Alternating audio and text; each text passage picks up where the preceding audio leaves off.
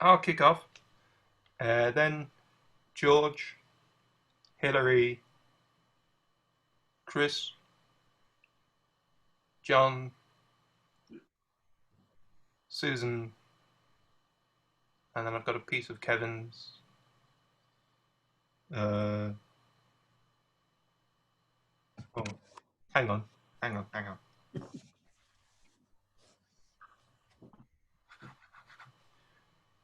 After Susan, if that's Fernando Smith, and then I'll read a piece of Kevin's, yeah? And then hopefully Becca will be in by then. Richard, Alison, Leslie, Jeanette, and if anybody else pops in, we can put them after Jeanette. Have I missed anybody out? Good. Okay. I'll chalk that up to success then. Right. Oh. You know when you've just put together a running order and then you're going to have to explain it again.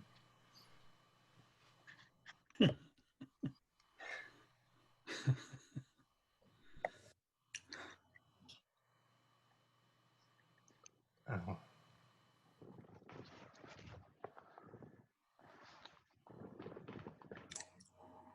Yeah, there is a pretty cool array of curtains and backdrops. There's a project in this. Kevin was saying to me earlier on about being sort of energized by pulling together bits and pieces of artwork and writing and things for the Fryram project. So might be keen to do a collaborative project at some point. Might be in the new year though. But if people are up for that, does that sound cool? Yeah, sounds all right. People aren't saying no, so that's so we'll take that as a positive. So yeah, but once this weekend's out the way, my head might be a bit clearer to think on it. So yeah, so yes, I didn't say no, Kevin. So we'll take that as a yes. Okay, good. Yeah. Can you hear me all right? Well, yeah, you're a little bit loud actually, but it's not a problem. What's causing that? Is it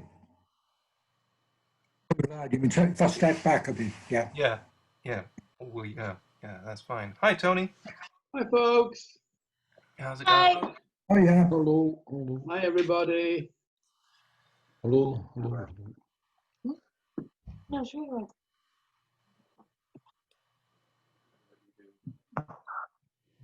We've got Rose as well. Here we are.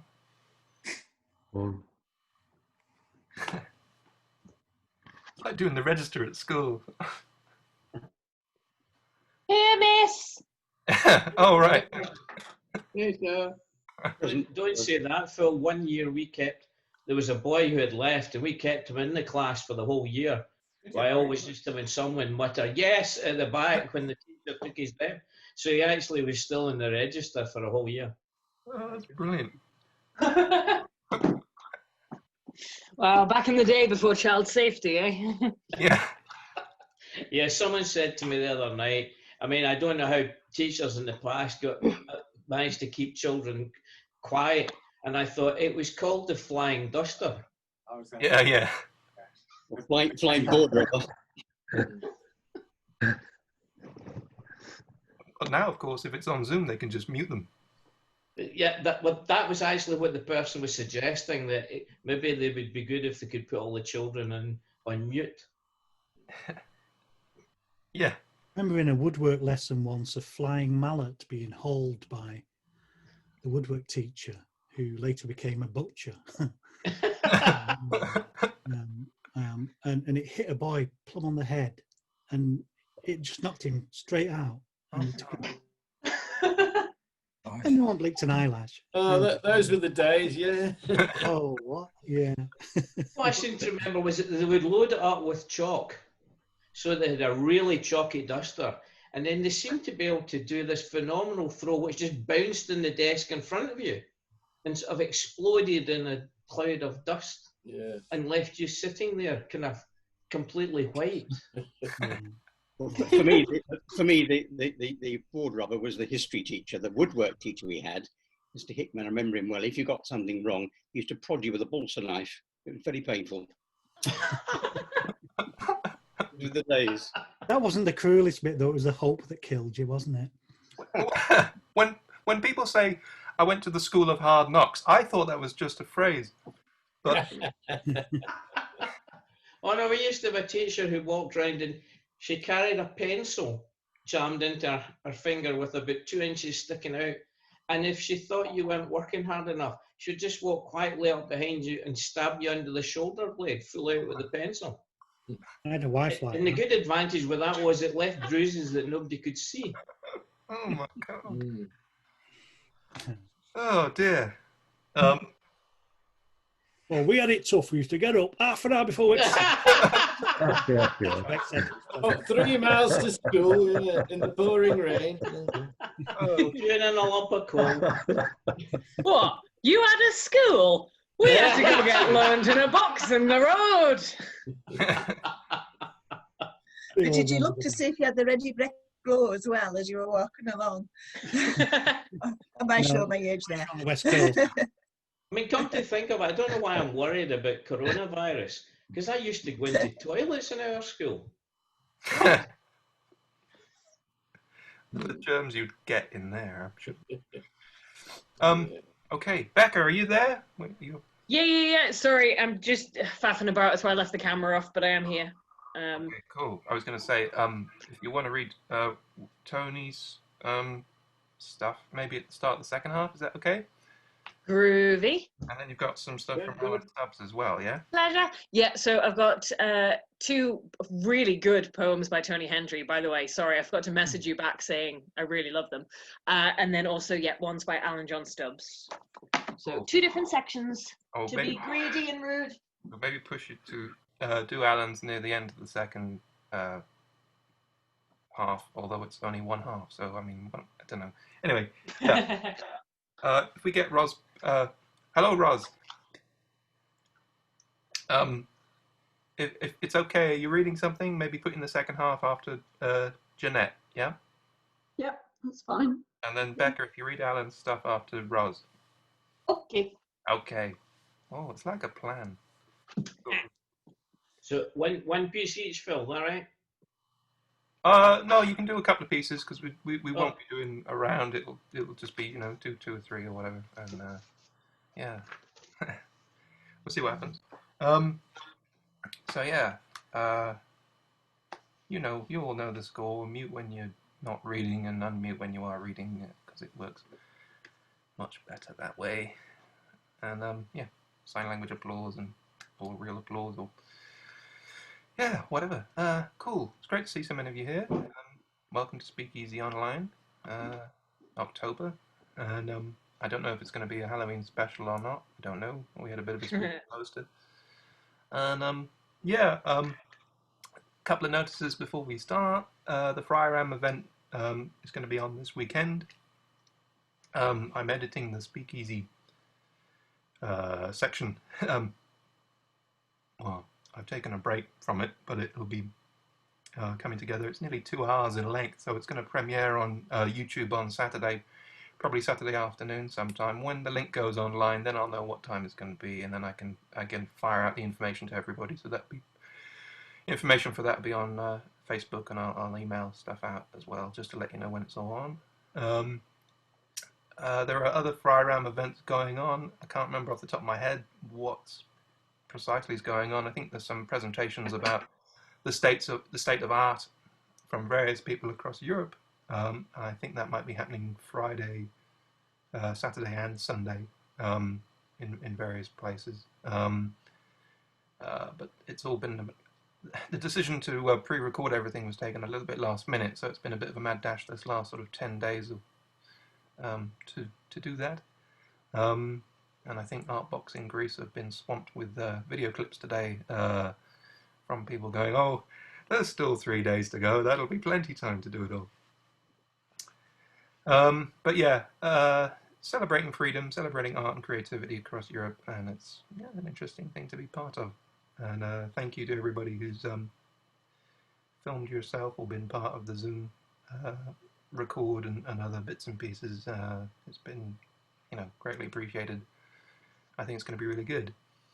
One other thing, we've got the John Hegley Writing Creative Workshop on the 14th of November. There's still a few spaces if anybody's interested. I think I attached it to the email about SpeakEasy. But yeah, he's a kind of quirky poet. He's released 10 books of poetry over the years. He's released a couple of albums of his poetry and songs. He's played Glastonbury more than once.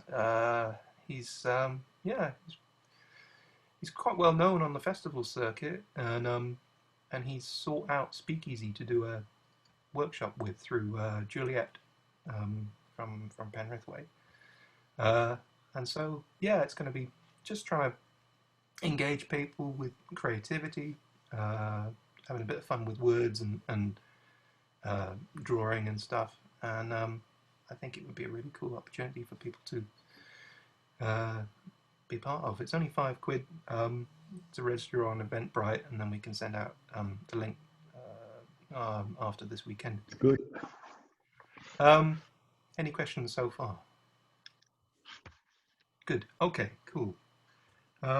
Right. I might as well read something because that's sort of the main reason we're here. I thought I'd better do some research on John Hegley, because I had heard of him, and I'd seen some of his stuff on TV, and I'd heard some of his radio programs and things, and I realised I'd heard him on Chain Reaction a few years ago. That's where one sort of celebrity interviews another the following week, and then that interviewee becomes the interviewer the following week. It's on Radio 4, and he'd been interviewing Jack D about his career, which was really interesting. And then I found it on BBC Sounds, and I was able to go back, and I thought, I think I did hear Phil Jupiter's interviewing John Hegley at the time. I hadn't put two and two together, but yeah, it's good. Anyway, I've watched quite a lot of his stuff on YouTube, and there's some funny stuff out there. And this one is probably been influenced by that, and it's called The Guardian, and it's somewhat in the style of John Hegley-ish.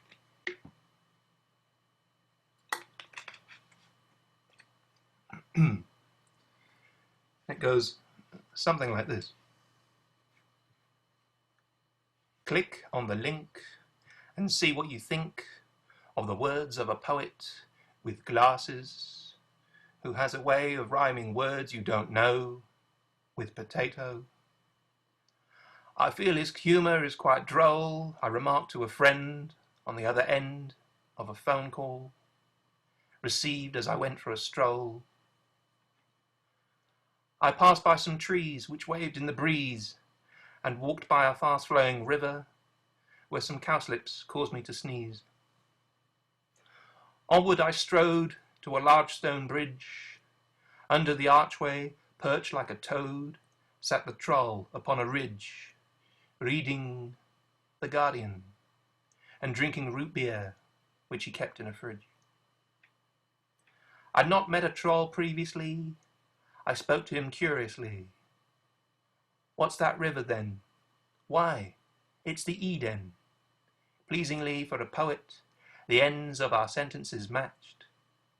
I asked, is there a garden attached? Yes, and I am the warden. If you don't walk on the grass, that'd be nice. I said, you don't need to tell me twice. Once will suffice. He nodded and smiled, folded away his newspaper, and did a wee jig for a while before disappearing in a cloud of vapour, because he'd served his purpose as a literary device. And that's the end. Thank you. All right. George, we're with you. Thanks, Phil. I'm afraid I've not got anything that's particularly Halloweeny. In fact, I've not got anything that is Halloweeny. But I don't know if you know the Quaker Meeting House at Brigflats. It's a lovely spot.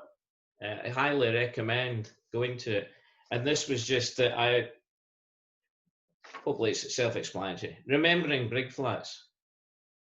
Arrives unbidden, a warm day springing into my night, a smile coming without fanfare. I am parking Sedbergh behind me, where I heard pretension breeding inequality.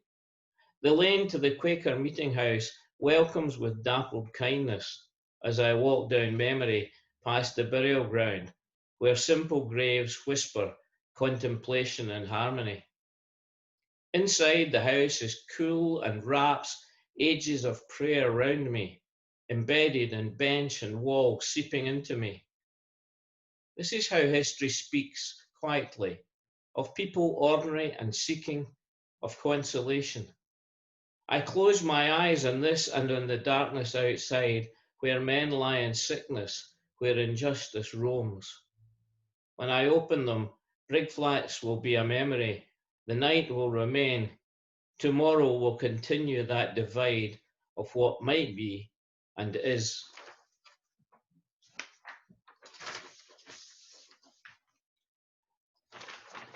It is a great place. I mean, I highly recommend. If you haven't been to it, I highly recommend. It's between Sedbergh and Kirkby Lonsdale. Yeah, the road between them, down a kind of lane in the left-hand side. Sorry, depends which way you're going, of course.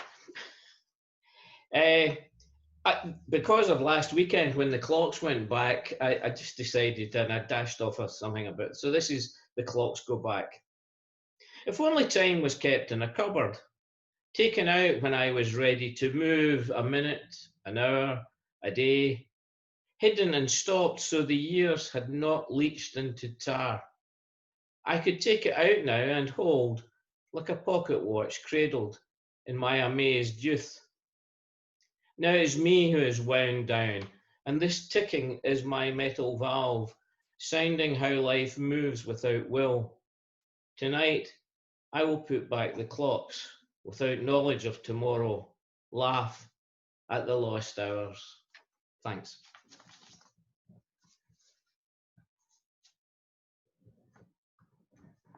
That was great. Thank you very much. Okay, Hilary, we're with you now.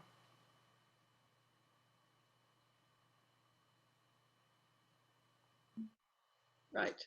I know it's cheating, but I haven't written anything. And I've started reading James Rebank's new book, and I don't know him, I never met him, so I've got no reason to be plugging his book for him. But I'm reading this because I'm just so bloody jealous, quite honestly, of the way he writes. It's poetic prose, and it's very precise, and it's got machinery in it as well, and it's the sort of stuff that I would really like to be able to do. Okay, so this is actually the first two chapters of the book. It's called The Plough. It's the first two paragraphs of the book. It's called The Plough and the Gulls. The black-headed gulls follow in our wake as if we are a little fishing boat out at sea. The sky is full of winged silhouettes and screaming beaks, and streaks of white seagull shit splatter like milk down onto the soil. I am riding in the tractor, crammed in behind my grandfather. My backside aches from sitting on adjustable spanners, a wrench, a socket set. We are ploughing a 12-acre field, high on a limestone plateau that tilts slightly down to the Eden Valley in the distance. The land is divided into long rectangular fields by silver dry stone walls. It feels like we are on the top of the earth with only the clouds above us. The birds rise and fall in hungry, tumbling waves. The highest soar far above the field like children's kites anchored by lengths of invisible string. Some hang in mid-air a few feet behind the tractor, wings beating just above the plough. Others glide, motionless, almost near enough for me to touch, with searching eyes and wrinkled yellow legs. One gull floats with a leg hanging, bent and crippled. The blue-grey Lakeland fells in the distance rise like the silhouetted backbones of giant sleeping dragons. The 6 ploughshares slice the earth into ribbons, and the shining steel mouldboards lift and turn and roll them upside down. The dark, loamy inside of the earth is exposed to the sky, the grass turned down to the underworld. The upside shines moist from the cut. The furrows layer across the field like sets of cresting waves sweeping across some giant brown ocean. The freshest lengths are darker, the older ones fading, lighter colored, drying and crumbling across the field. More seagulls arrive, hearing a rumor blown on the winds to the 4 corners of the sky.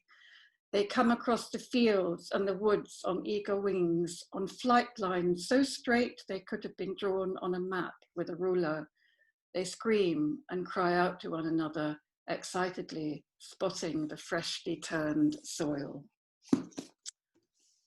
That's the end of that bit. Yeah. Well, I think so. I just think he's really good. Very good. Yeah, that was great. Very evocative of the landscape and the wonderful. Is Chris next? But we've got less than 4 minutes. So I don't know whether that's enough time. Yeah, I'll see if I can do that. I've got a factual story, which is an explanation of a fictional story. I moved into Brampton Estate, and there's a ridge behind Brampton Estate called Brampton Ridge, not surprisingly. And when we first moved in, a neighbour told us about a flood that came down the ridge one day and went through a neighbour's kitchen. And there was no watercourse anywhere for this to happen, and I thought it was just something she'd made up. In lockdown, I found that watercourse, and it goes partly above and partly below the ground. And as I was out filming it, because I tried to do it as a photographic project, an old guy saw me and beckoned me over, asked me what I was doing. And apparently 37 years ago, there was a flood came down that ridge and destroyed his dad's car.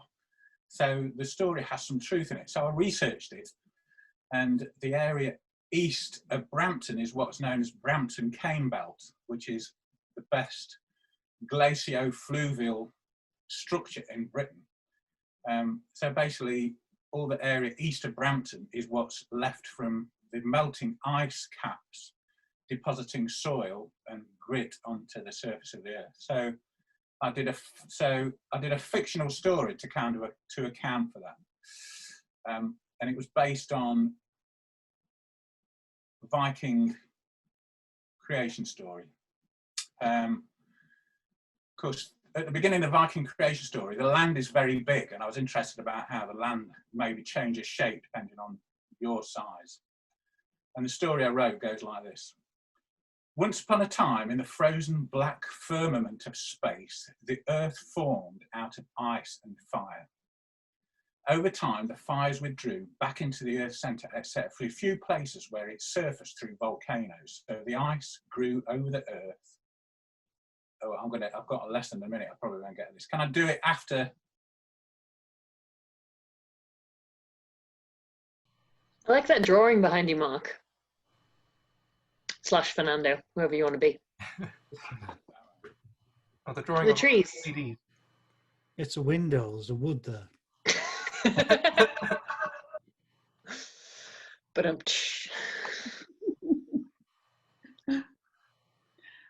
You've got a tree growing out of your head. I noticed this, completely unintentional, but yeah, it makes my hair look a bit more voluminous than usual. Yeah, you've been swallowing seeds again over the summer, haven't you? They're just so tasty.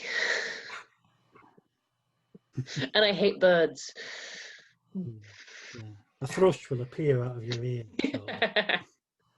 We better be careful because last time George read a piece about someone who had a crow land on their head. So. Oh yeah. I wouldn't mind drawing some fictional windows. It would be better than Covered World. True. Where's Kevin gone? This is his project. What's through the imaginary He, window? he may, it's maybe the O and the zero. Oh, yeah, maybe. Jeanette is a thrush connection because a throstle is a thrush, isn't it? It is, yes. Yeah. Oh, that's The, interesting. like the bird of Wigton. Apparently, everybody is a good singer from Wigton, but I can disprove that. Me My too. Yeah. mother always used to say, thrifty thrush sings all things thrice. This is what they actually do. They do the same phrase 3 times. The missel thrush is also known, the male missel thrush is known as a stormcock. Oh, is it? Because it's known for sitting at the top of trees in storms and singing through the storm. Very good. Which must Wow. be We need some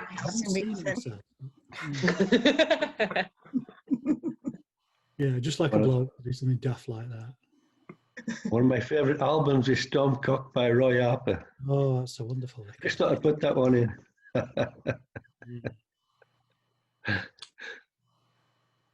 Oh, cool. I think we're back. Kevin's here. I think we're all present and correct again. The register. Well done. We kept everyone here. It was like Colditz where we were answering for people who'd escaped. Dummies there. Kind of grim, man. Kind of grim. Halloween. Yeah. Okie dokie. Chris, you were telling us a story, so we'll all mute ourselves and let you carry on. So hang on. So I've got a story, and then I've got a very short poem. So the story goes: once upon a time, in the frozen black firmament of space, the Earth formed out of ice and fire. Over time, the fires withdrew back into the Earth's centre, except for a few places where it surfaced through volcanoes. So the ice grew over the Earth and formed the deepest layers at the North Pole, and with it, the first people emerged, the frost giants, known as the Jotun, and their land was called Jotunheim, or Giant Land. The frost giants loved the snow and ice. They walked easily over the vast flatness of the ice sheets that covered the great distances in just a few strides. So they lived near the North Pole, but farmed at the equator where the sun was warmest, the ice had melted, made water, and their crops would grow. Then, over time, the ice melted and withdrew. The land under the ice was exposed, and the meltwater from streams and rivers moved silt and sand and sometimes rocks, which formed land covered with many shapes and forms, hills and valleys, and sandbanks, and the patterns you see in a stream or on a beach. The frost giants stopped striding south over the ice sheets to farm at the equator and planted the patterned sand and silt as gardens and raised beds. So as the ice melted, the second people emerged, the human people. The frost giants followed their ice on its northern retreat, and the humans followed it north too. Where the ice giants saw hills, the humans found great mountain ranges. The valleys the giants' ice left behind filled up with water and became the great lakes and oceans we see today. And the land the giants' ice left behind became our home. The sandbanks and patterns of river and beach flow the giants saw became our hills and valleys. The giants' gardens and raised beds became our farmland. The meltwater which flowed out under the ice through vast hidden rivers left their rock and silt-strewn beds as long, sinuous hills topped with beach, and depressions in the ice sheets which filled up with gravel, and the sand settled on the land as flat-topped hill where once there was ice. And blocks of ice set adrift and alone in the silt melted to make shallow, soft-edged lakes, and where the meltwater flowed fastest under the ice and cut the rock like a scythe, all that remained were deep, flat-bottom valleys cut through solid rock. And this is where we live today. The sinuous hill topped with beach is Brampton Ridge behind my house. The flat-top hill is Burns Walk in Scotland. Torquay Tarn is one of those soft-edged lakes left by a melted block of ice. The rock-scoured valley is now the course of the Eden, the place where the northern and southern rivers met and flowed as the Solway Firth. And at the Solway's western end, on a low spring tide, Once in 100 years, some swear you can still see a snow giant's footprint in the silt in the bed of the Forth. Few people today know that the land we lived in once was much smaller, small enough for the frost giants to be able to step over our hills in a single stride, small enough to form marks like you would find on a beach but covering 2 square miles of farmland, small enough for rock and silt-strewn riverbeds to become sinuous ridges big enough to let you see the Scottish hills 50 miles away. The land we live in today was made by the meltwater of Jotunheim, the land of the frost giants, and some of that meltwater still exists today in springs and small secluded pools, left behind by the great flow of the ice melt thousands of years ago, now unsure of which way to go. Small enough still to hold some water left over from the ice age, lingering lost and waiting in spring for the ice to return.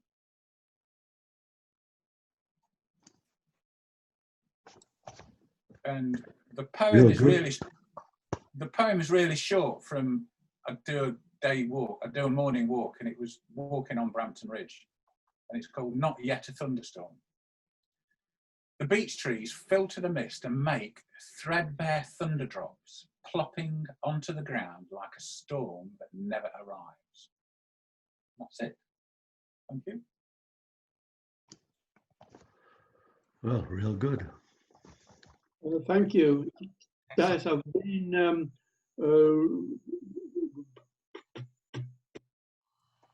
reading about Burns' War, about it being a Roman fort. I must go there sometime. That's amazing. That was a wonderful, I love that creation story. I think I could buy into that. The frost giant sounds good to me. I prefer the original.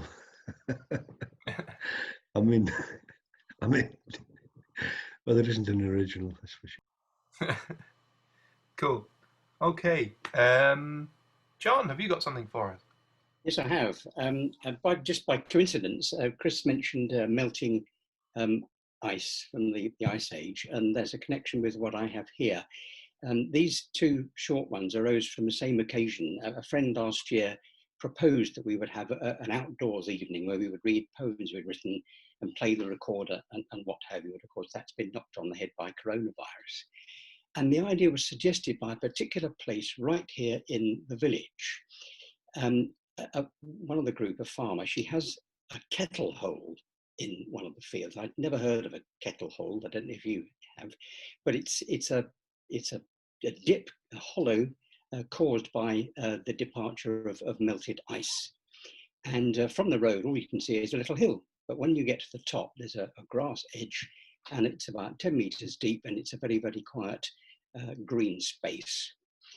And I thought there might be 2 ways of looking at this very, very quiet space. This is number 1. Upon discovering Armourside Kettle Hole, I glimpsed them on the road through silent trees, the hurry-scurry, anxious passers-by, required to work, to earn, to sell, to buy, mere yards away from peace that no one sees.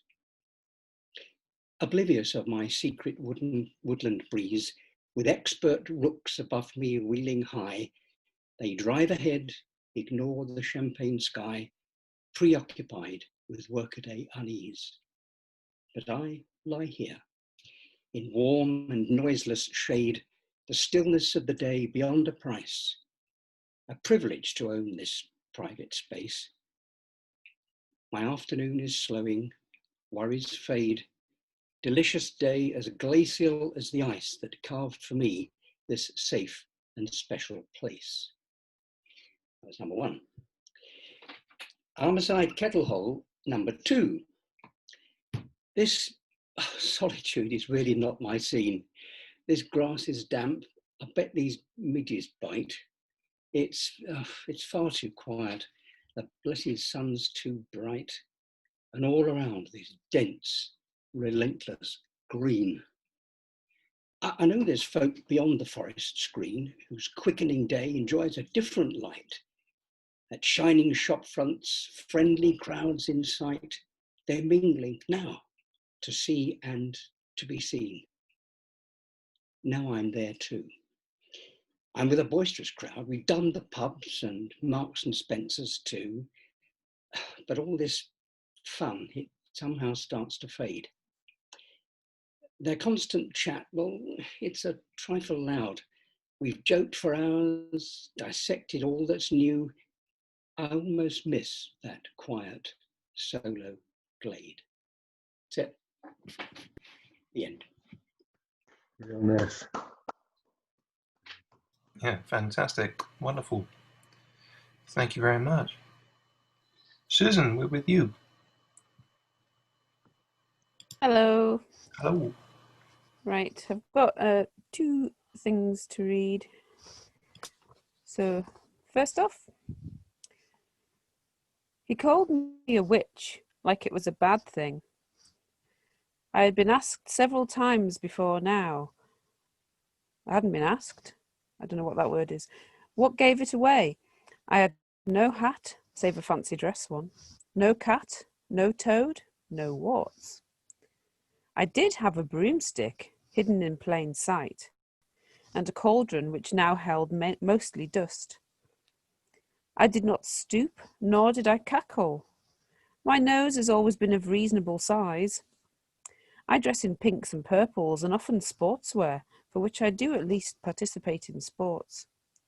I'm seldom seen in a cloak. That doesn't mean I don't have one. To have this word flung at me, like I should be ashamed. I felt the stirring of the blood within the soil I stood on. I felt all the breath held by all the strong women before me in the stillness of the air. Am I a witch because I judge you? A witch because I spurn you? I'm too much for you or not enough. How limited is your magic in the face of mine? I coax you into life, give you life at the first instance, then lots of little deaths. You cannot conceive the mystery, but I can. I embrace it with both hands. I hold in my hands your power, and how delicate a thing it is. How careful I have to be cradling it, and I can crush you now that I know what I am. I am the witch. I am a woman. I am power, and I do not shy from my title. Wow. Wow. Okay. Well, the next thing. Watch out, or you put a spell on us, Susan. Yeah. Who's to say I haven't already done that? Well, Oh yeah, that's probably true. if you were down with the kids for about 20 years ago, you would say wicked. No. Okay. Well, this is a slightly lighter note. It's actually for children, but you can all listen to it. That's fine. You might have heard it before. I can't remember if I read it or not. As lights came on and darkness fell, and the shadows crept inside, young Arthur listened, eyes screwed shut, wishing he could hide. He didn't like the dark, you see, found it rather scary, knew that monsters came alive, all gnashing teeth and hairy. As soon as all the lights went out and Arthur closed his eyes, the monsters would start waking up and plan their big surprise. Should Monster Big Fang bite his feet when poking out the duvet? Or Spindleshanks leap up and down and dance around all groovy? Should Hairy One-Eye wink and blink just on the edge of sight? Or Cold and Skinny feel his ears and wake him up all night? Young Arthur thought, enough's enough, I need some decent rest. I'll find out who's beneath the bed, uncover the fiendish pest. He bravely looked beneath the bed and saw two glowing eyes. Hello, he whispered nervously. He heard two frightened sighs. Come out, he said quite bravely, for he still felt very scared. come out. As he moved near the door, he liked to feel prepared. And out it came, the monster, creeping slowly on all fours. It had sharp tusks just like a pig and flat feet like a horse. Will you eat me? Arthur asked. It looked like quite a scary one. Not me, the monster said, perplexed, for I'm a vegetarian. So why are you hiding under there, if not to grab and get me? I hear your groans, I smell your breath, your flatulence upsets me. The monster looked at Arthur, and a tear fell down its nose. A nervous fart escaped it as it declaimed its woes. This underbed is nice and warm, and makes me feel secure. I hear you snoring all night long. I snore, do I? Oh, sure. Anyway, the monster said, I stay here all night long because I know it's safe with you and nothing can go wrong. I do not like the dark, you see. It makes me shiver and shake.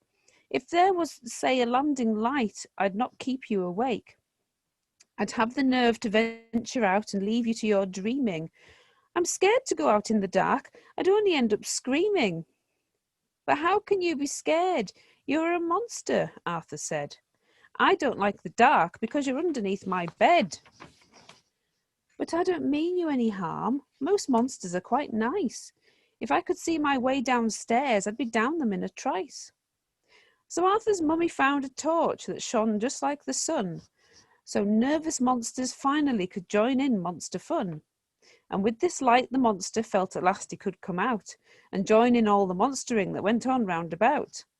And then retire, but not upstairs. He started feeling bold and went to live under the stairs or in the shed when not too cold. So if you live with monsters and they wake you up at night, just keep a little light on and they won't give you a fright.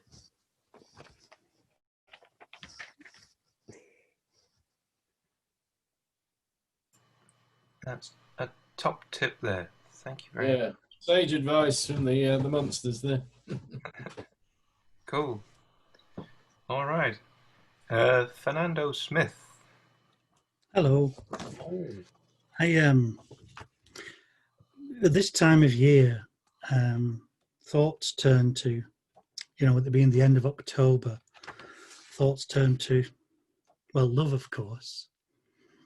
It's dark, and so I started rooting through love poetry, and I found I had rather a lot, which I suspect perhaps makes me, it's not necessarily an accurate reflection of the life I've lived. I don't know. But I haven't fallen in love tonight, but there's time. And then George mentioned Roy Harper. I think it was you, George, just before. And that took me back. And there's a song that I used to sing to the children that's very loving. And I'd sing it to them to help them get to sleep. And I don't know if it was a song or just, I suspect they may have been feigning sleep actually to make me go away. And I'm not sure, I'm going to sing it. Now, I didn't intend to sing a song, but I hope it doesn't distort. Sometimes it distorts on Zoom, so it's quite a short song. And it fits in with the sort of the nostalgia and the theme of love, I guess, that I'll move on to. It's a very simple song. Can you hear that okay? Okay.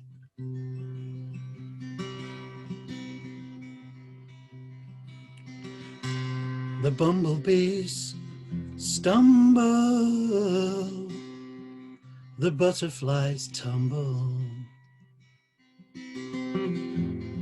the birds on the waterline stare.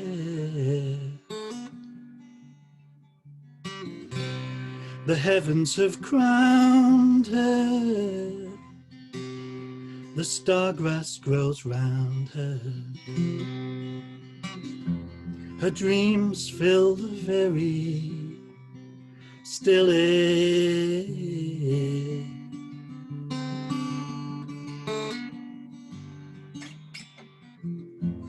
just east of the sun,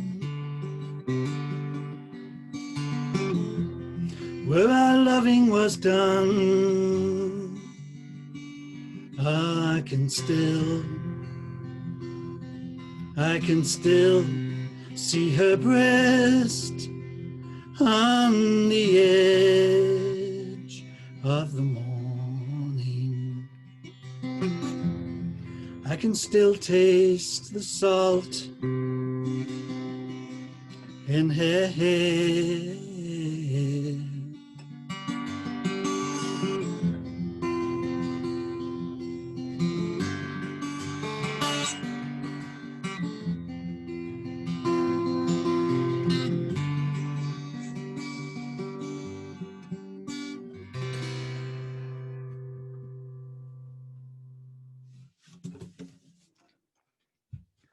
Oh, that was brilliant. Roy Harper, one of the great British songwriters. Fabulous. I had the good fortune to support Roy Harper when I was about 18, 19 on a tour. And I thought I was going to be famous, and there were going to be groupies, and there was going to be riders, and here I am. Anyway, going back before. Well, he is good enough. Well done. It was fantastic. Yeah. If that doesn't happen, something else does. I remember him telling me backstage, he told me that he wrote that song, and he had in mind when he wrote it, making love to a girl when he was about 17 on the dunes down Formby Way on. And the guy was watching them, and after about 20 minutes, he noticed this man was watching them while they were doing whatever they were doing. And he said, and I just looked at him, and he looked at me, and I just smiled.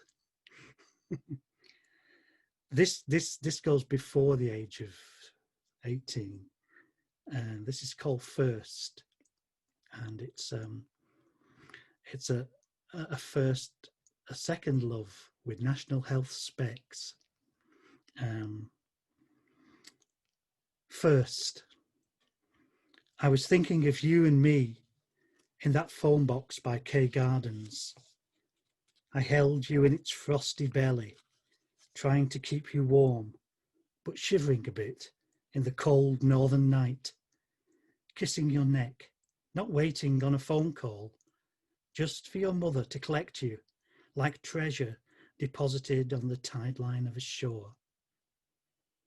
We had vinegar on our lips from John's French Fry restaurant, and a bit of Beaujolais, which I had mispronounced bourgeois, and which, regardless, the waitress had brought to our table in an equal ignorance, for this was Lancashire and 1981. I wasn't sure how to kiss a girl as I held you for the first time, and the last time, knowing it would be the only time. I was grateful to receive the embrace, a precious thing to recall now and then, until later it became another relic stashed inside the museum of my love.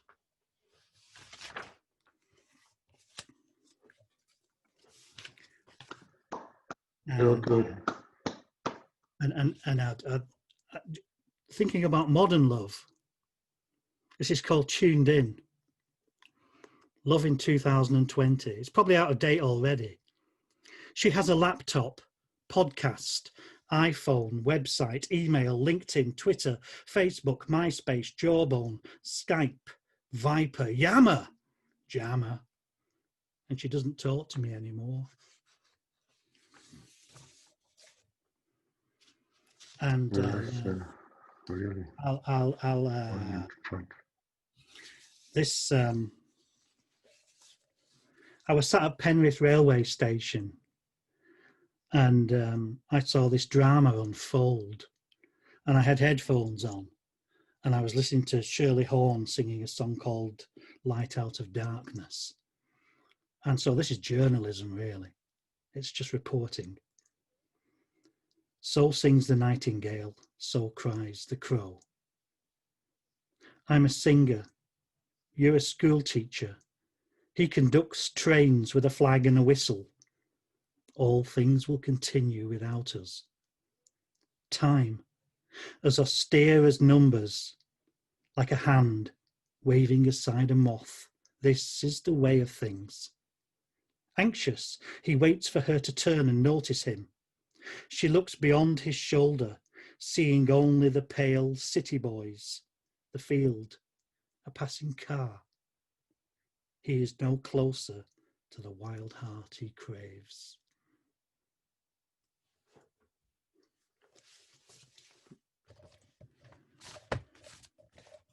Oh, thank you very much. That was great. Cool. Hello to Juliet and to Thomas. Thank you for joining us. Hello. We've sort of come to the end of that first section, and I wondered, Juliet, did you have anything you wanted to read? Well, you're on mute. Hang on.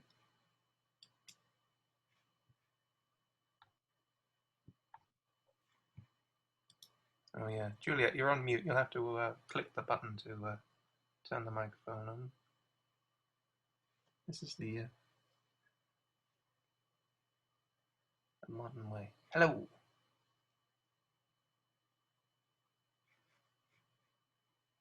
Oh, your microphone hasn't attached for some reason. You're off mute, but your microphone's not picking up for some reason. So,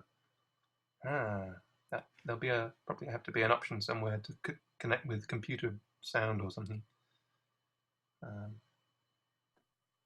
You could just hold your poem up to the camera. Yeah. We can read it. Kidding. I love your voice. Shall we try again next time we sign in, and then we'll see if that works that way? Okay.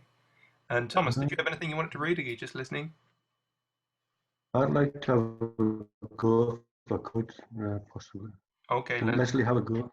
Leslie can have a go in the second half. Is that okay? Okay. Thomas, do you have something you want to read, or are you listening? Hey, Philip. If it's okay, I would be listening in for now. That's cool. Thank you. Cool. Oh, it's Kevin. Hello? Hi, Kevin. You going to read mine? I'm going to read yours now, yeah. I thought I'd just check. Oh, I see. I thought you. Is this the end of the second session? This is the end of, yeah. It was going really well. Yeah, I'm going to read Kevin's one, and then I've got one, and then we'll probably have to do the signing back in thing, but just use the same code and things to get in. Okay. Oh yeah, this is one that Kevin sent earlier, and it's called Second Wave, and it goes a bit like this.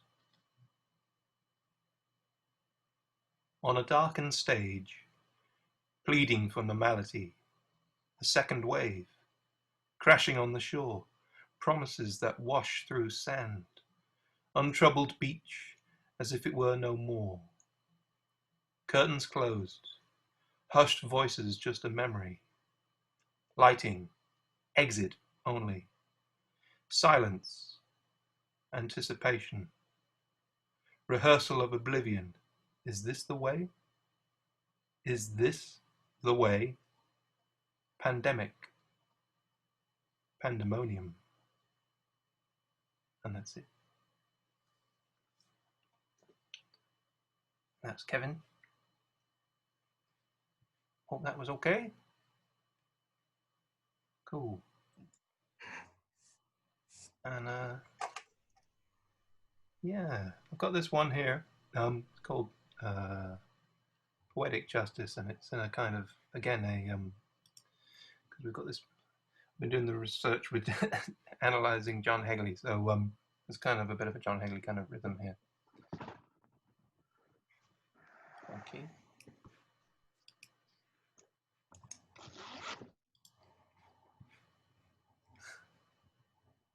Ah, the masked man has revealed himself.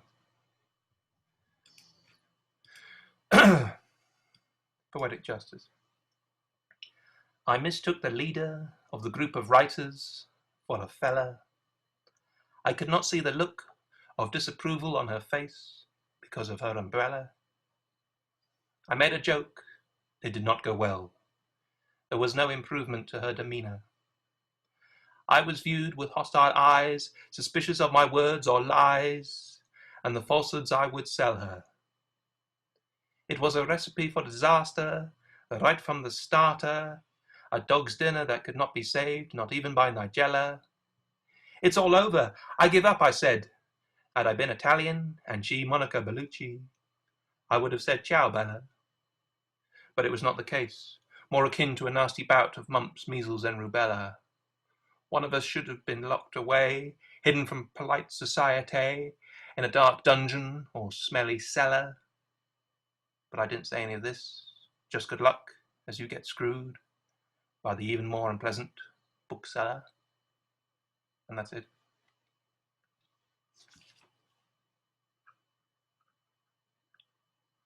Okay. I know it's clicked up that we've got about 6 minutes. If I push the button now, we'll start again, and we'll start the next So we've part. got 6.5 minutes. I'm sure I can do mine in that time. You sure? Mine says that we've got like 1 million minutes. That's really weird. Got 6 minutes 15 seconds according to this. Wow. Mine says 715827734 and 25 seconds. 10, 6, 8. No, it's What 6, clock have you got? Did you I say know, it's mad. Is it an atomic clock? I'm in my own private meeting that has 1 million minutes. Sorry, I'll shut up. If you're going to see John, if you're doing the John Headley thing, I once I was at Edinburgh Festival, and it was a cabaret at a place called the Bongo Club. Yeah. And he was on the bill, and I did some stuff, and then I went and sat in the audience, and he does a really wonderful piece about specs, about glasses, and you have to swap glasses as part of an audience participation gig. And I never get your own back, I suspect. Oh, I didn't. And so don't wear glasses if you do that workshop. Groping around. Yeah. Or anything of great value. Through the screen. Sorry, Phil, I'll need to disappear. I've got delivery coming. Sorry. Oh, right. No worries. Thanks for joining us, George. And yeah, okay. We'll push the button and see your pizza on the other side. Bye for now. All right then. 9:30. Oh no, it isn't. What? No, it's 8:30. You probably haven't... Oh, the clock on this computer is wrong. Oh God, I'll panic. I'm halfway through a proofreading job. I'm going to be staying up late tonight doing it. But at least it's only 8:30, not 9:30. That's okay. You've got all those 1 million minutes there you could use. Yeah. That was proper weird. It was like a 8-digit number and then some seconds. That's weird that Owen's computer hasn't updated. That's because Owen hasn't updated. Yeah, since about 1984. Ooh. I'll tell him you said that. I told you before, his hair is a mad distant constellation, and that's where he is. Quote, the most enigmatic hair in the room. That is still brought up on many an occasion, Mark. Is much appreciated. I think I made his night that night. Completely, yeah. The gig was just ruined after that because you were too good.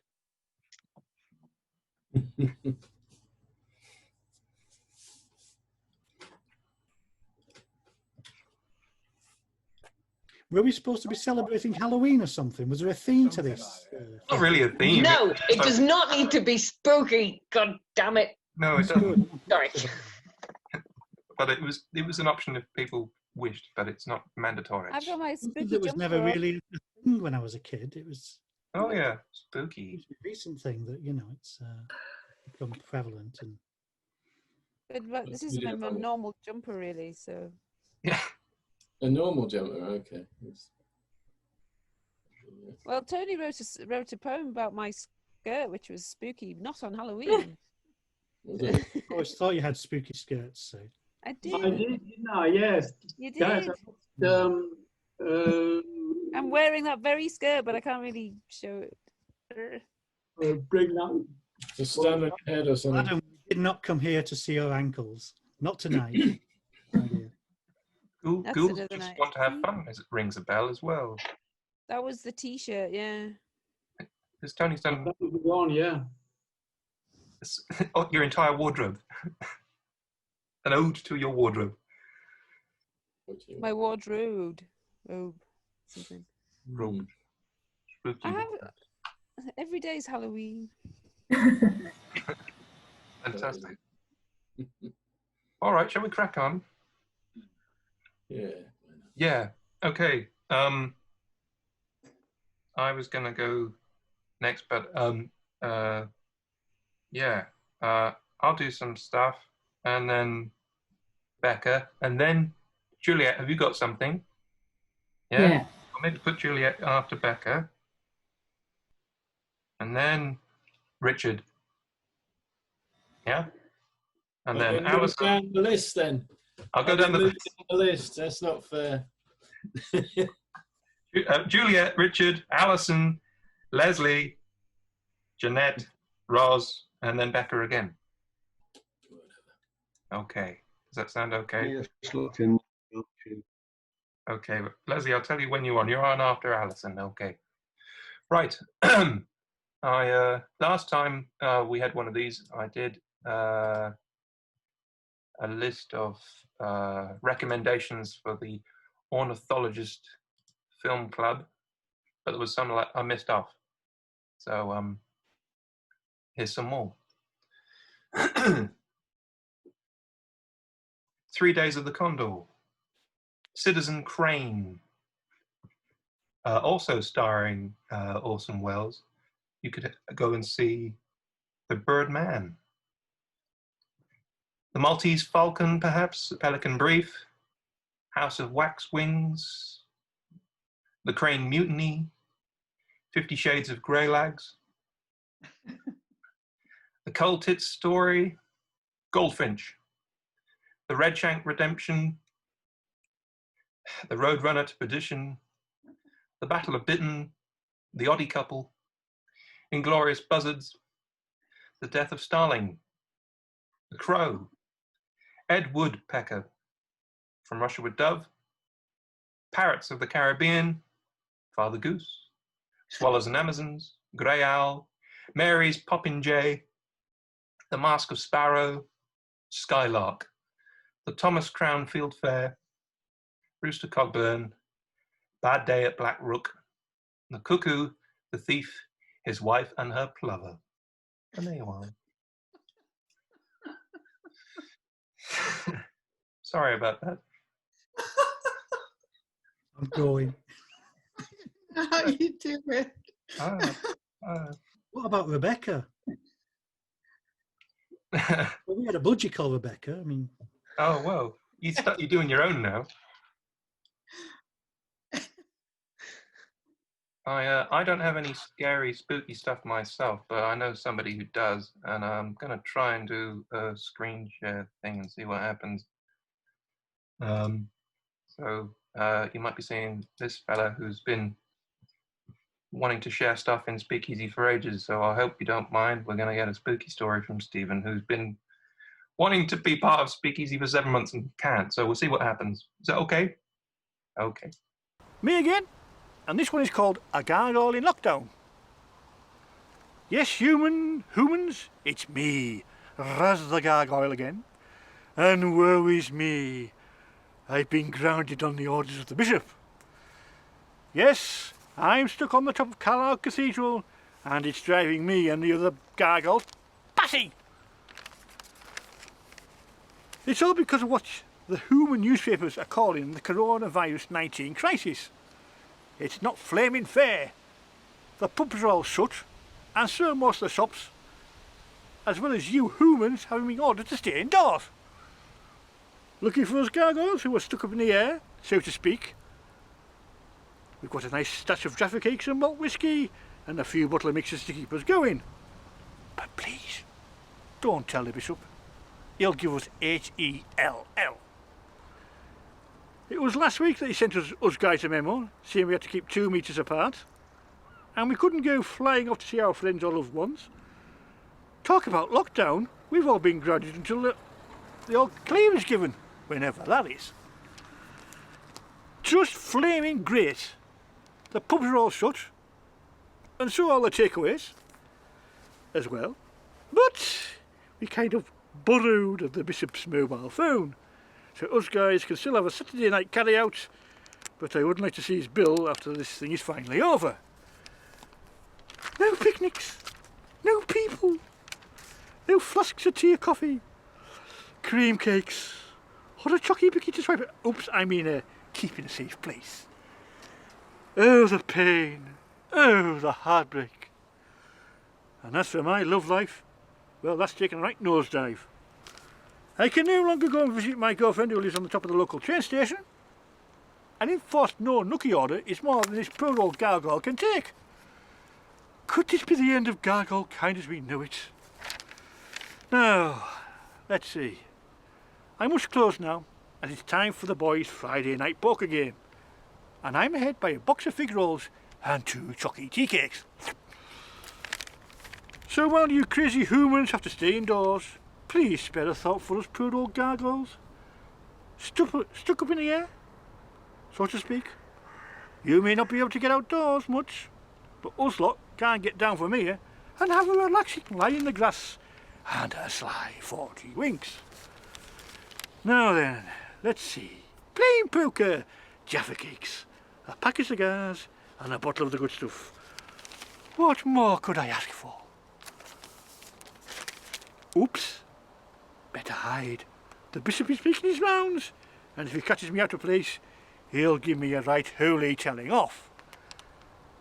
See you soon, crazy humans. I hope. Bye for now. So there you are.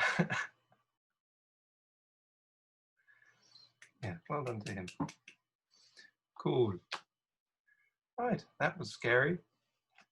Now, where are we at? Becca, have you got Tony's work? Yeah. Yes, hello. Sorry, I've still not got a working printer, so I'm still off my phone, which I hate, but needs must. So, 2 marvellous poems by the wonderful Tony Hendry, who from my perspective is right there, just below me, poking him on the head. There we go.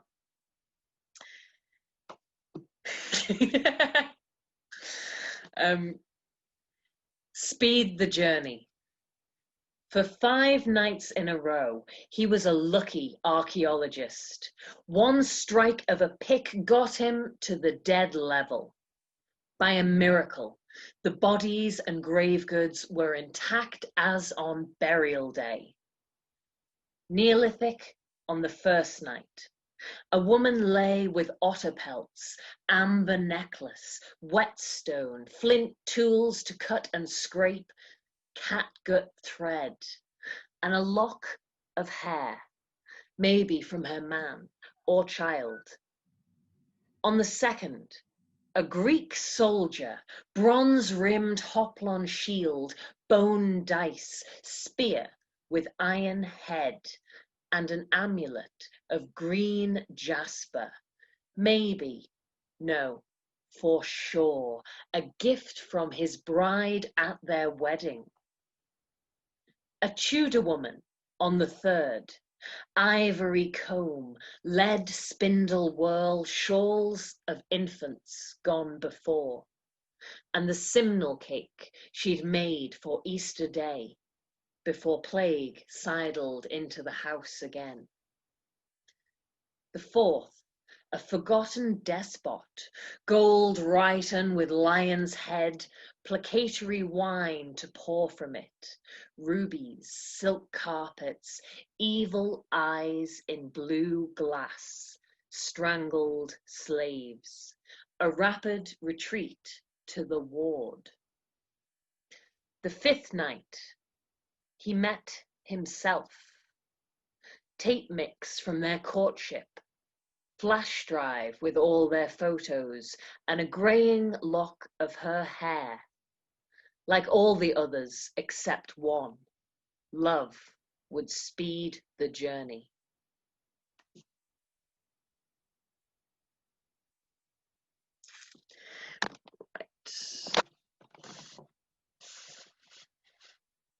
This will make sense. Poem 2. Semper Vivum.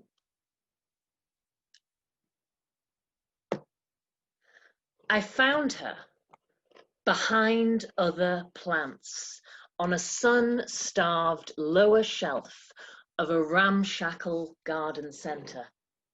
Know how to grow on the label, just the name of Semper Vivum, which I liked. Always alive sounded good. COVID, autumn, second wave, I couldn't even get a flu jab. Masked customers and cashiers did business while they could. Winter lay ahead. I planted my newfound friend in a vacant part of a raised bed with plenty of room to grow. She was small. Within days, she was smaller as offsets broke, one green rosette of maybe 30 tufted leaves, and I will fret for all of them. Who is the guardian, she or I? But online news gives hope, a frost-resistant succulent and a rapid spreader. Culpepper, the herbalist, said a posset of the juice was singularly good in all hot eggs. Perhaps I'll put that to the test. Of her other names, the best is Jupiter's beard. She was grown on roofs to ward off bolts of lightning from that quick-to-anger god. Flowers don't come for years, but in the circumstances, I can always live with that.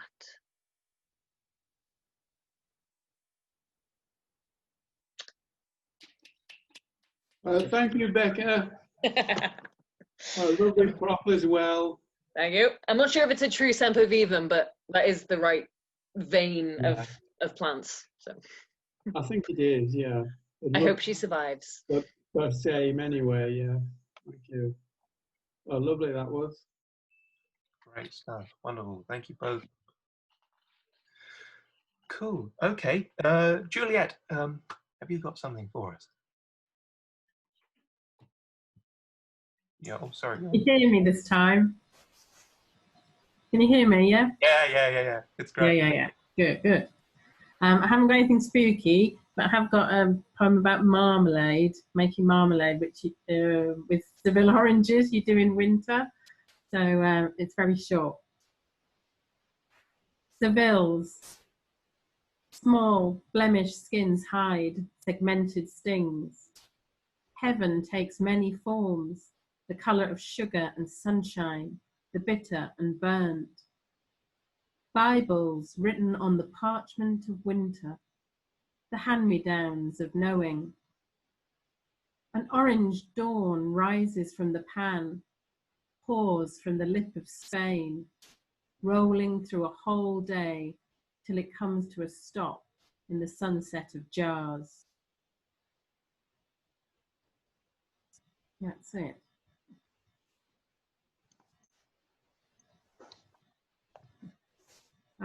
I've got another one if there's time. Is that okay? I'm reading them on the computer, so I can't see everyone and the thing at the same time. So sorry if that makes my eye direction look weird. This is for a first trip to Avebury, where my husband grew up. He's from Wiltshire. He's a Wiltshire lad. And he took me to see the Stones, the Henge at Avebury recently. Approaching Avebury, you play Russian roulette along the lanes, spinning the barrel at each bend. I throw my lot in with you again, map in the back, feet on the dash. After all these years, you sprint up the steps to the Stones, pointing both left and right, gabbling about earthworks, the henge, the village. We stand and watch a lorry on the way to Exeter rumble through the ring. Stuffed with didgeridoos, crystals and dream catchers, In the gift shop, you explain just why the car parking costs £7. I buy postcards with a bird's eye view of the site. We walk to the gnarled trees, laugh at plastic ribbons suffocating their branches. I photograph the maze of roots. You turn off the car radio as we pull up in front of Silbury Hill. The noise of our morning slides away. The circle we've just seen seems to shrink beside this ground giant. A grass-top mound of soil, still here, flat-topped, improbable, dominating the A4. Chins propped in palms, we sit staring, puzzled by the effect that Silbury Hill has on us. That's it. Well done. Yeah, that's great.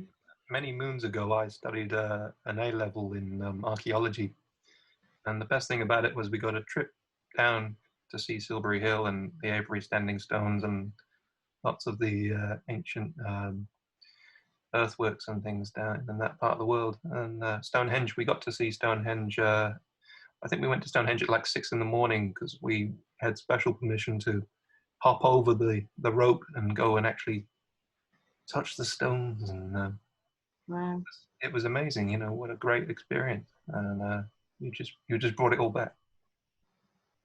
Yeah, I was really amazed at how fabulous Silbury Hill was. I thought it'd be really like just a mound of earth, but it was amazing. Oh yeah, it was astonishing. I think you might be right there, Leslie. I think Castlereagh might be bigger than Stonehenge. The scale of it from TV programs and things. I thought it was massive, but it's nice to go there when you're lonely and on your own, and there's nobody, just you and the stones and nature and everything, and just meditate upon what might have been. Yeah, I mean, difficult to do down at Stone Age. You're bumping into people, and they've all got masks on. yeah. But the stones at Stonehenge were enormous, but the way they were spaced out was they were much closer together than I thought they were from seeing them in photographs and on TV and things. So yeah, cool. All right, fabulous. We've got Richard next. What have you got for us? Yeah, I've got one I wrote this morning. Actually, it just it struck me that a lot of words in English look the same and sound differently. So this is called Pronouncing the Unpronounceable.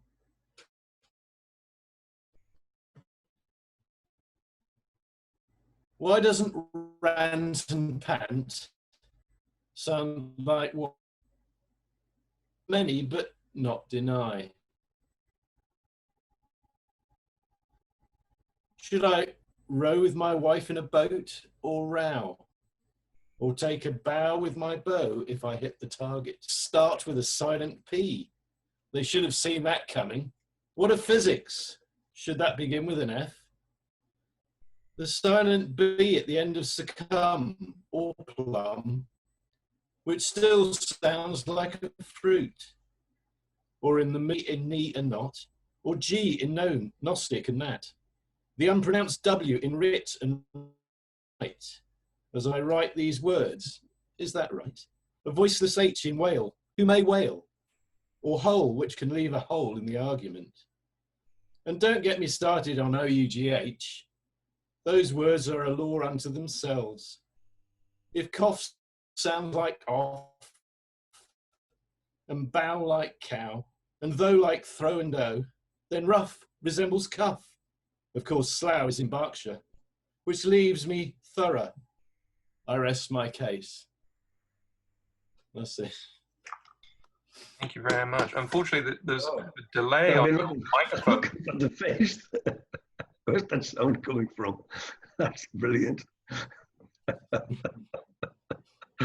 Glad you liked it. Yeah. It's brilliant. I have another one if you want another one. Yeah, give it a go. It's just the Yeah, microphone was a bit crackly. So we're just, give it a go. We'll see what happens. Thank you. What, the same again or another one? Try another one. Try the next one. And we'll see what happens. Thank you. This one's called The Expansion of Time.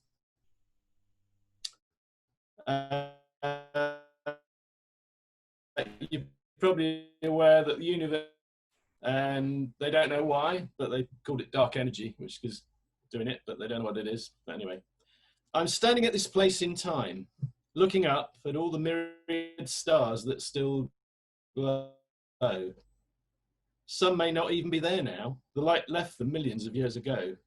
The universe is expanding.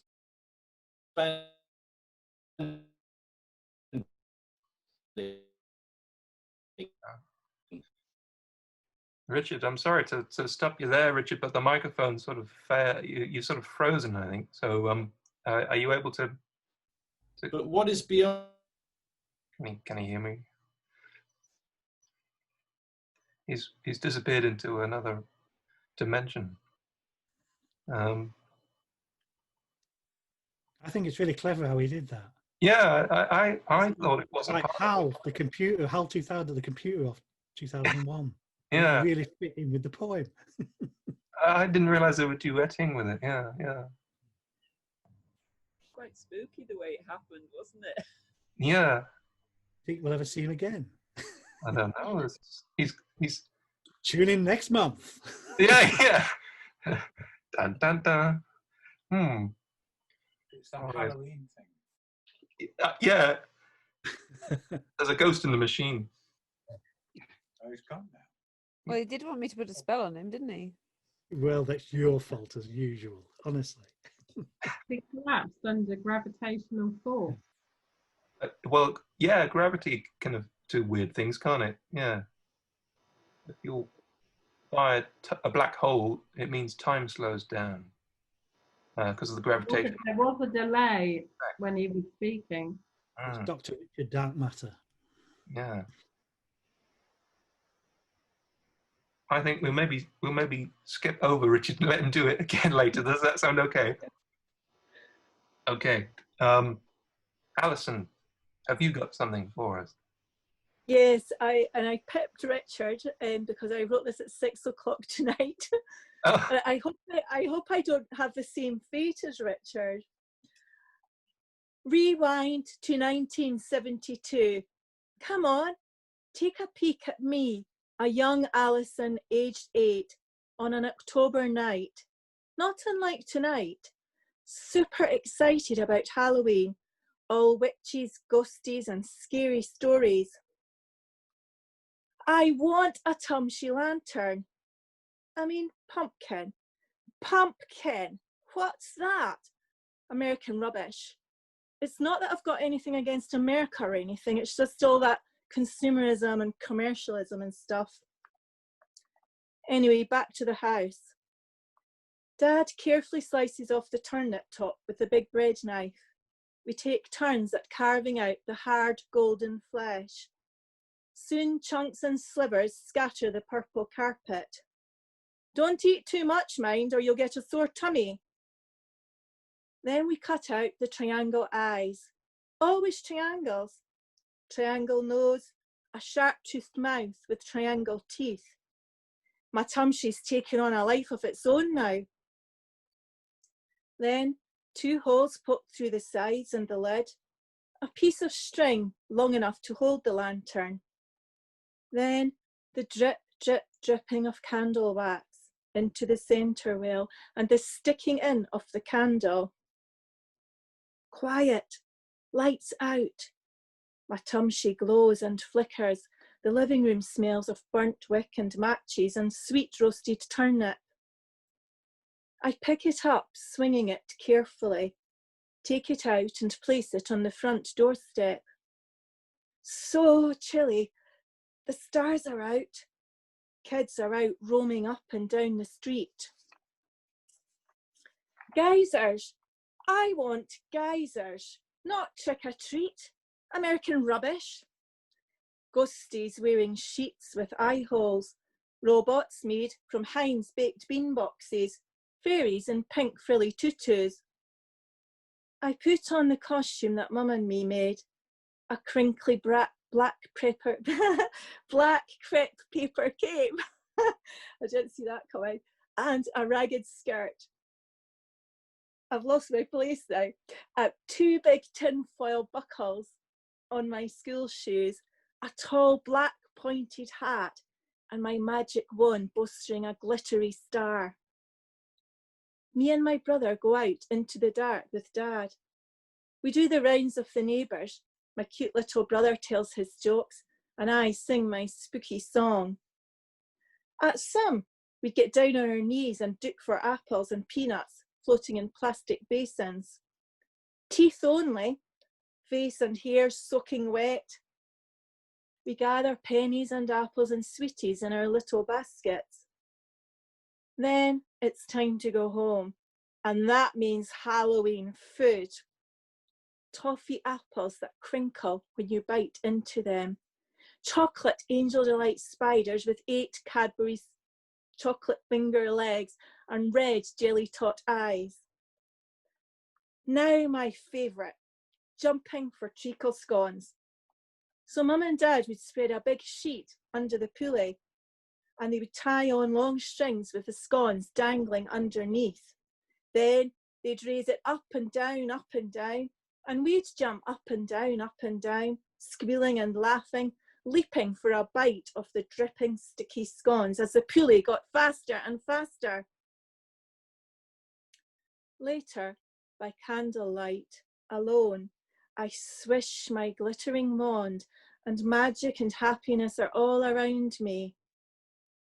Outside on the step, my tumshi grins and winks at passers-by.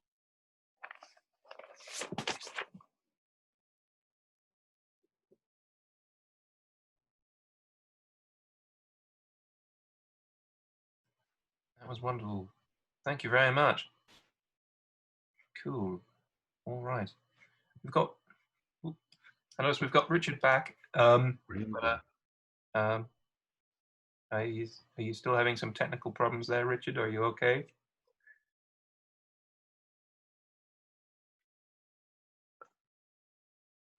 I don't know if you can hear me. I have to go, Phil. No, Oh, I'm sorry. sure. I have to go this evening. Sorry, I couldn't stay. Lovely to see you. Yeah. See you all next time. Next time. Bye. Bye-bye. Bye. Enjoyed you. Well done. Cheers. Okay.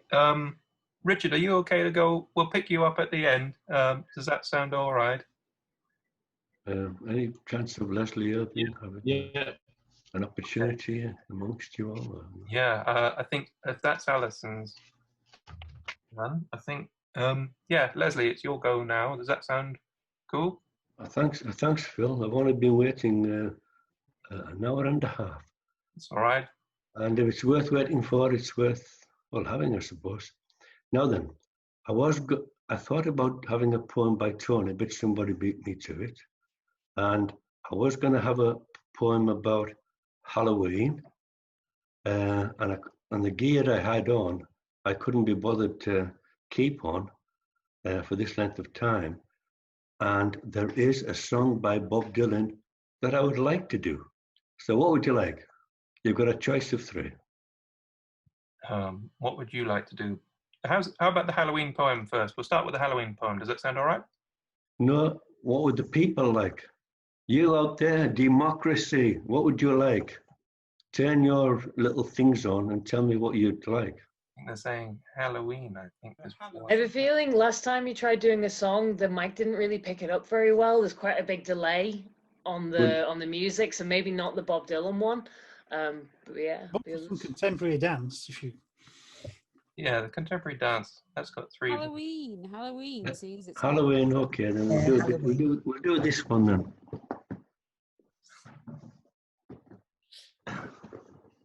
This is a song by a young man. That was me many years ago. Well, very many years ago. And it's called I Dare You. I was awake at midnight when the souls began to walk, when leaves began to leave the trees and winds began to talk.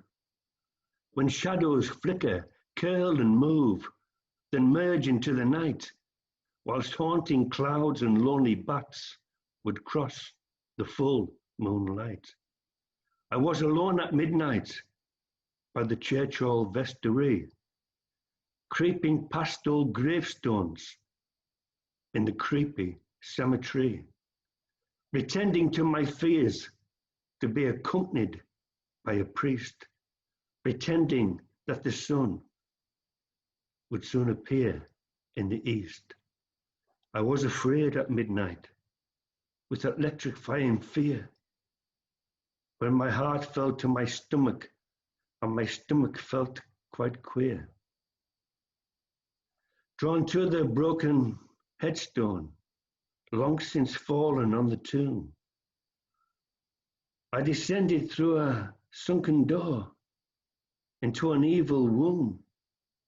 Alive, awake, alone, afraid. I wish I was again. I would no more accept the dare in a churchyard to remain. 1 second more than death demands, but snuggle up in bed. For now, no choice is offered me. I must sleep with the dead.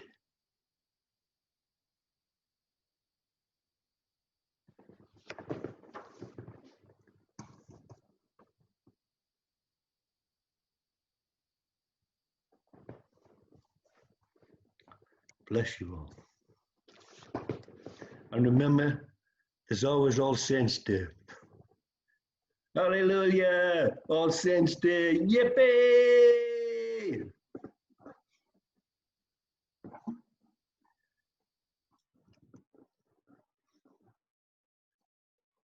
Okay.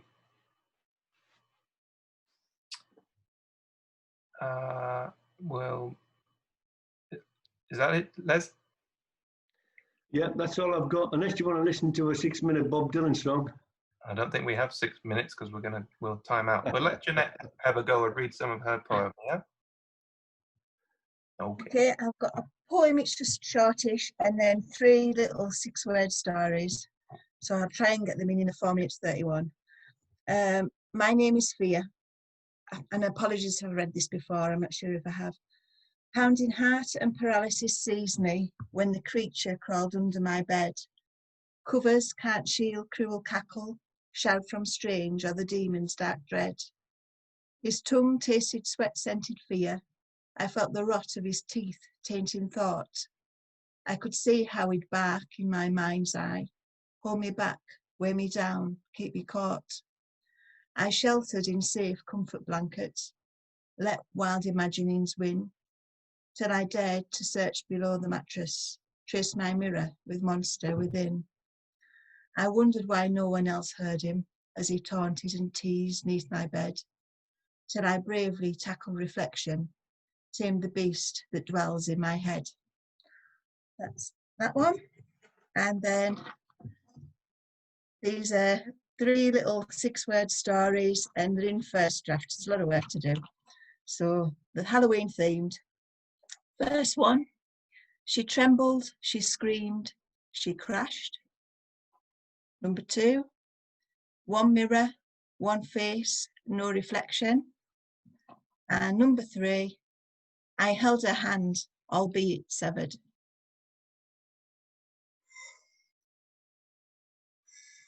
Thank you. Those were horribly good. Yeah, great stuff. Okay. Roz. It's Roz there. Yeah. You got one for us, Roz? Oh, you're on, I think you're on mute, Roz. Yeah, sorry, I was trying to get it off. Yeah, I got a couple. I've been playing, because Jeanette did the palindrome last week. I've done one on All the Witch's Kitchen, especially for Halloween. Hubble, bubble, the toil, no trouble. I love a party on Halloween. a time for extra special cuisine. I'm making a deliciously magical stew with my main ingredient, you. With my main ingredient, you, I'm making a deliciously magical stew. A time for extra special cuisine. I love a party on Halloween. The toil, no trouble. Hubble bubble. That's that one. And then when I can manage to move this page down. Because I couldn't remember it was called a palindrome. I thought it was an acrostic, so I Googled acrostic. So I thought I have to do one of them now. So I've got an acrostic called Witches, which probably looks better than it sounds. I got worms I have taken from the earth, insects I have gathered from the air, toads I have pulled from the water, cauldron where I combine these elements, hearth where I set them to boil, enthalpy, the success of my spells. And that's that. And then I did one, it's a bit more sort of just a spooky sort of thing, about a hill I used to drive up actually, but it's called Backwell Hill. It was a mistake to go out tonight, but I've gone following the winding road up the hill, through the wood. A fierce wind roars and screeches in a cacophony of howls, accompanied by the drum roll of rain hitting the ground. It blows through the trees like a hurricane, stripping the remaining leaves from their boughs. They moan and creak in protest as they are flung around. Their swaying branches cast shadows that jump at me, suddenly appearing like the misshapen figures in nightmares. And like a child in the night, I am afraid.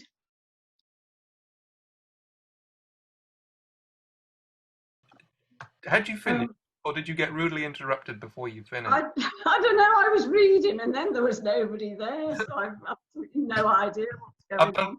I've done poetry like that. It's like that. If you've had enough of me, I'll go away. I've done a workshop like that, actually.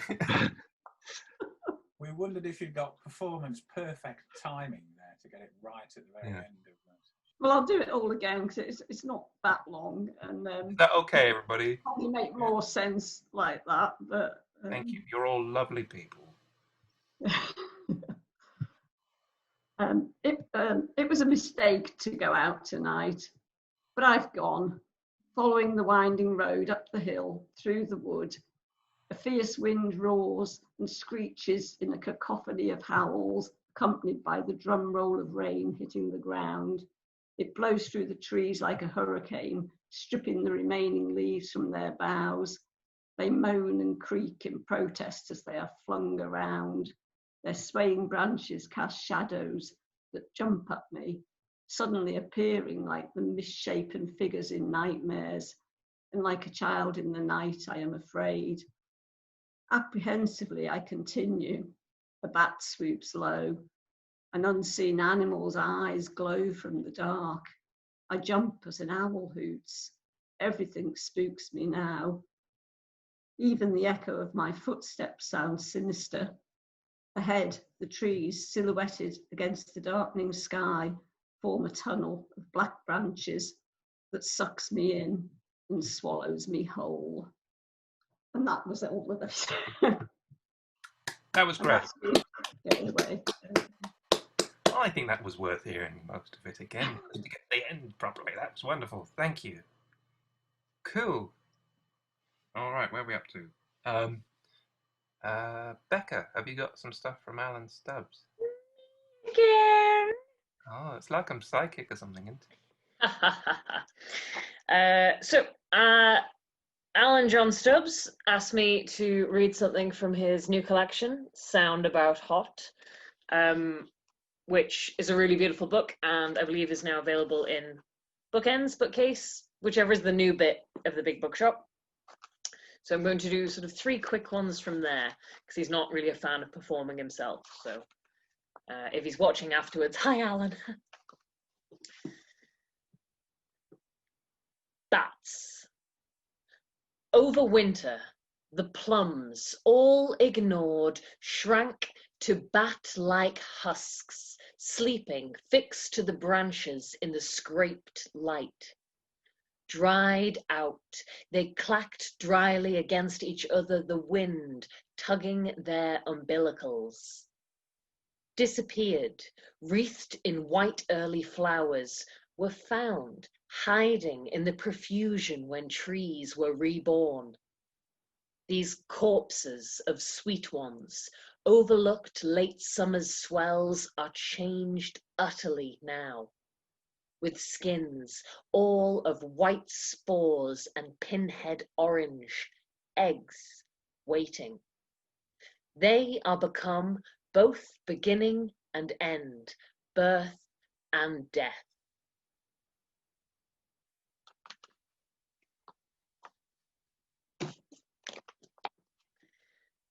Number 2.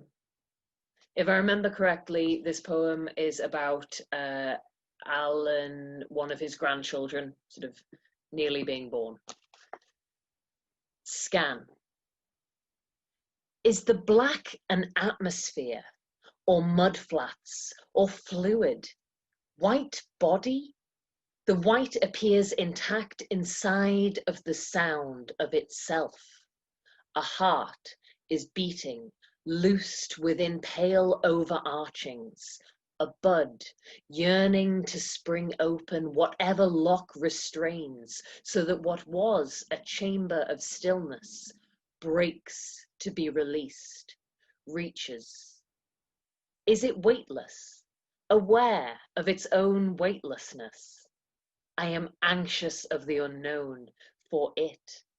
Its diaphragm rises and falls and rises in practice breaths, the midwife says, as she measures and listens, and we all listen to blood's flow through arteries and veins. This is the cord in section, a section through the cord. Why then does this machine not show it reaching out and running like a cable should and plugging in, shocking us deep beneath our skin? This is the landscape of the nose, the open mouth. I remember hearing, memory begins when words are used for things.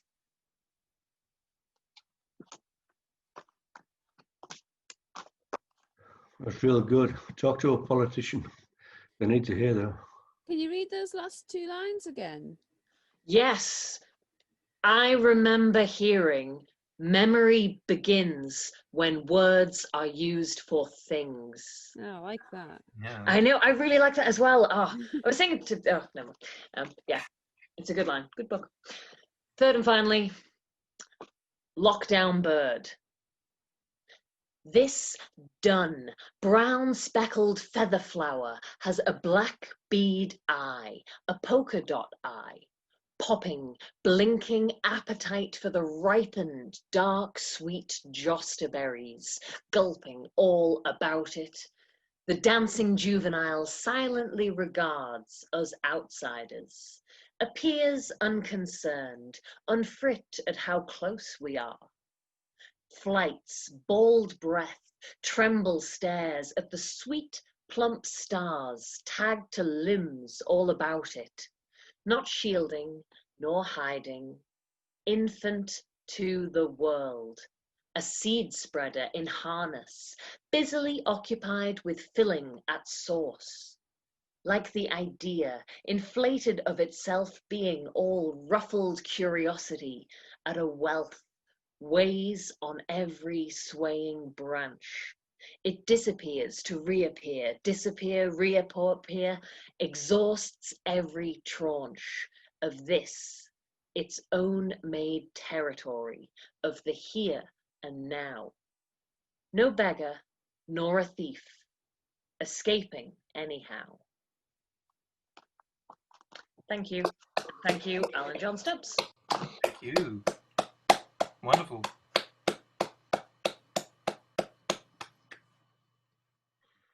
Cool. I was hoping Richard might still be around to re-record those bits, but he seems to have disappeared into another dimension entirely. So, wonder Sorry why. to interrupt you. I'm going to be really rude and like read and dash because I've got another like 30 pages to edit and it's due at 10 a.m. in the morning. So it's either now or getting up at 6 a.m.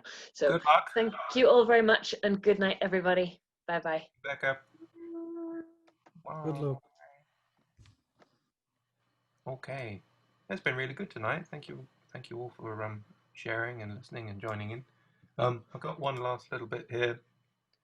It's another installment in the continuing adventures of a certain Kung Fu penguin that nobody asked for, but I'm going to carry on with it until I run out of ideas.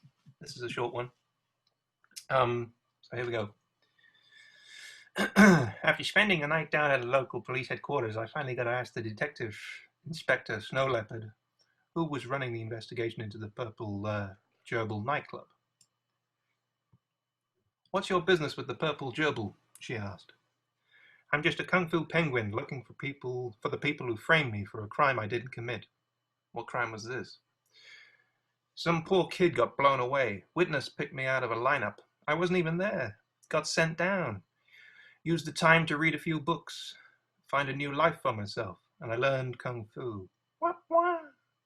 "It was a horrible crime, and I didn't do it. So that means you've still got a killer out there somewhere who needs to be brought to justice." I know that case. The kid was the nephew of old Billy Goat's Gruff. He's got a record." "Do you think he might know something about what happened?" "It's worth checking out." "We found old Billy was working down the toll booth at the New City bypass, which consisted of a huge concrete and steel suspension bridge, which stretched over the nearby Emerald Bay, a couple of miles out of town. We took an unmarked car and headed for the bridge. Within 20 minutes, we were pulling up at the gunmetal grey toll booth. The car window sank down into the door frame, and the detective inspector smiled politely before fixing the old goat with a stare. The figure looked out blankly from behind the plexiglass. "Well, well, old Billy Gruff, we'd like to ask you a couple of questions." He shook his head and leant towards the little microphone. "I'm sorry, ma'am, you've got to pay the toll." "I don't think so, pal." "Am I going to have to bring up my record?" "Oh, please don't." And then we segue into a little musical number. "You gotta pay the toll. You gotta pay the toll. You gotta pay it all. You gotta pay the toll." "We don't want to pay the toll. I'm not going to go across. Want to ask you a question, and then we'll go get lost. Tell me about the kid. You know what he did. We want to know the truth, not a great big fib. You gotta pay the toll, da-na-na-na-na. You gotta pay the toll, ba-da-na-na. You gotta pay it all. You gotta pay the toll. Now, I heard a story about you. We can't decide if it's really true. There was this troll making trouble, but he didn't get past you. Did you want to tell your story? Maybe revel in the glory. I ain't proud of my persistence. I went and served my sentence. Now you gotta pay the toll. Do-do-do-do-dum. You gotta pay the toll. You gotta pay it all. You gotta pay the toll. Sorry, he always does this song. There was a quick blast on the car horn of the vehicle behind. It was time to burn rubber, but we didn't. We just paid the toll and drove over to the other side of the bridge. Did a quick 180 and got back in time to find his shift had finished. Luckily, they gave us an address to track him down. Maybe we'll get more answers next time. Kung Fu penguin, da-da-dum. There you go. Brilliant. That's one word for it. Thank you. Okay, well, thank you very much for joining in and making it to another speak. Where have you been, my blue-eyed son? Where have you been, my darling young one? I've seen all kinds of people doing all kinds of stuff. I just wanted to get in there for a minute or stiff. Just a minute, just give me a minute or two or three or four. It's like the bootleg version, isn't it? Thank you for Thank you for the time you gave me. Thank you in the hour and a half for the few moments you gave me.